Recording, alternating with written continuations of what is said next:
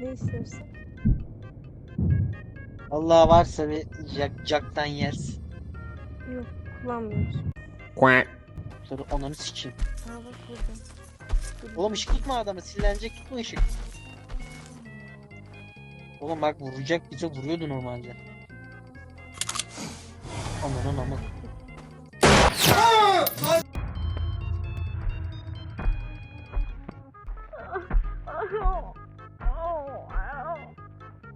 Oyundan. Burada kutu var mıydı? Bilmiyorum ki. Buraya bir saat inceledim burayı, hiç görmedim. Burada bir şey var mı yok mu? Yok, hiçbir şey yok burada. Var var, burada kutu var ya. Anamı sikim, bazımı sikim. Nerede? Size geliyor, gel. Nedir? Sen de bu öykü noktalarım. Yara bana düşmanım ol gel. Düşüme beni koy. Siktir git adam ağzına vurulma çıksa.